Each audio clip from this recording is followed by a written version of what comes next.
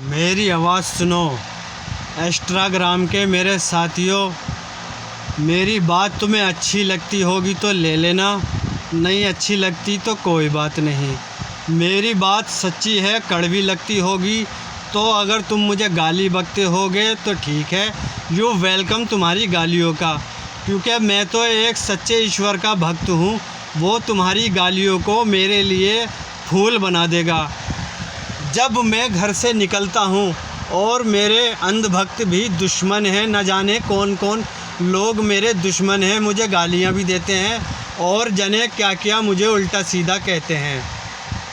तो सुनो, जब मैं घर से निकलता हूँ तो जिस ईश्वर की मैं पूजा करता हूँ, जिस ईश्वर अल्लाह ताला को मैं रब मानता हूँ, घर से निकलने से पहले मैं अपनी जान और माल उस रब के हवाले कर देता हूँ जो बड़ा ताकतवर है और ज़िंदा जावेद है, हर चीज़ को थामने वाला है, जो कभी नहीं मरेगा।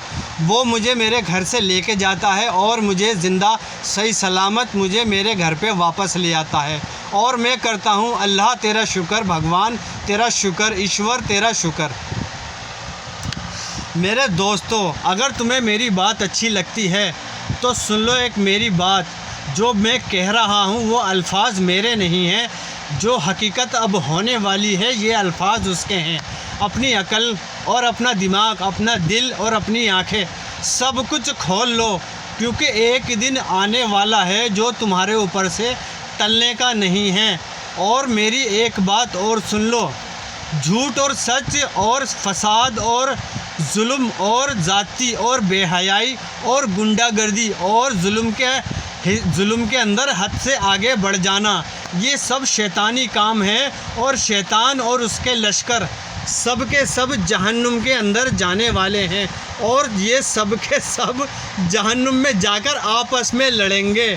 जो लोग ज़माने के अंदर फसाद फैलाते हैं, ज़माने के अंदर बेहयाई फैलाते हैं, गंदी गंदी फिल्में बनाते हैं, गंदी गंदी वीडियो बनाते हैं, गंदे गंदे तरीके से नाचना गाना करते हैं, गंदी गंदी बातें करते हैं, शर्म हया की बातों को एकदम खुलेआम ओपन कर देते हैं कि उसके अल्फाजों को खोल देते हैं, बिल्कुल बेशर्माई कर देते हैं। तो याद रखो, एक किताब लिखी जा रही है जो क़यामत के दिन खोल कर रख दी जाएगी। ना तुम बचोगे ना मैं बचूँगा। मेरी गलतियाँ मेरे सामने रख दी जाएंगी, तुम्हारी गलतियाँ तुम्हारे सामने रख दी जाएंगी।